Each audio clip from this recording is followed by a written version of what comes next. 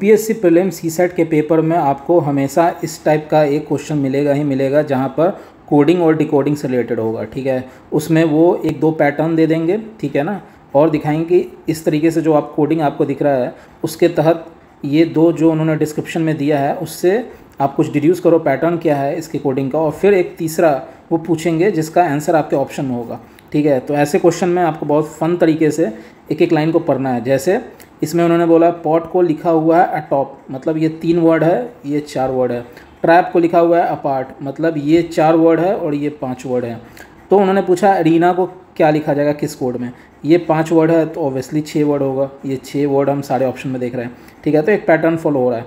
तो अब देखते हैं पॉट को अटॉप में लिखने में क्या पैटर्न हो रहा है। तो पहले हम एक पॉट लिख देंगे, ठीक है, और यहाँ पर अटॉप है, इसमें आप देखोगे ए कॉमन दिख रहा है। ठीक है, और इसका भी जो कोड हो रहा है उसमें भी ए कॉमन है, मतलब ए जो है एक तरह से लग रहा है प्रीफिक्स के तौर पर ऐड हो जा रहा है और घूम रहा है यहाँ पर। जैसे यहाँ पॉट है, यहाँ टॉप है, रैप है, यहाँ पता नहीं क्या है। ठीक है, तो हम ए को साइड कर लेते हैं, क्यों हमें ऐसे साइड करना चाहिए, क्योंकि ए सब में कॉमन है और ए का पॉट में भी ए ऐड हो गया, ट्रैप में भी ए यहाँ पर ऐड हो गया, तो यहाँ पर भी एक ऐड हो जाएगा। तो यहाँ पर हम ए को साइड रखते हैं। ठीक है, ए को साइड रख लिए और यहाँ पर टॉप लिखा हुआ है इसको लिख लिए। ठीक है, दूसरा है ट्रैप दिया हुआ है, उसको हम फिर ए को साइड रखते हैं और यहाँ पर लिख देते हैं अपार्ट है तो PART। अब हमें पैटर्न देखना है कि क्या पैटर्न फॉलो हो रहा है। हमें सीधा सिंपल दिख रहा है, यहाँ पर टी जो है यहाँ किया हुआ रिवर्स, ओ रिवर्स में 2 का 2 हो जाएगा, पी का रिवर्स पी हो जाएगा। सिमिलरली यहाँ पी का रिवर्स ये कर दिया, ए का रिवर्स ये कर दिया, आर का रिवर्स ये हो गया और टी का रिवर्स ये हो गया।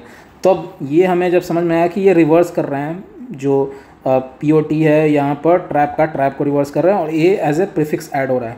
ठीक है, ये हम कंक्लूड कर सकते हैं। तो अब अरीना को कैसे लिखेंगे, अरीना हो गया। ठीक है, हमने ये सीखा है कि एक को तो प्रीफिक्स में जोड़ देंगे। ठीक है, अब रिवर्स करेंगे तो यहाँ ए आ गया, फिर यहाँ एन आ जाएगा, ये ई जो है कॉमन हो जाएगा, यहाँ आर आ जाएगा और यहाँ ए आ जाएगा। मतलब ए को प्रीफिक्स जोड़े ANERA, तो फिर आंसर हमारा क्या हो जाएगा, इसमें फाइनल क्या हो जाएगा AANERA, ये हमारा आंसर होगा। इसमें कौन सा ऑप्शन है, ये है डी, निकल के आ गया। इतना सिंपल था, आपको बस एक एक पैटर्न को पढ़ना था, वो दोनों में आपको एक कॉमन थीम दिख जाएगा। इसमें क्या है, रिवर्स किया गया हुआ और एक प्रीफिक्स ए यूज़ किया गया है।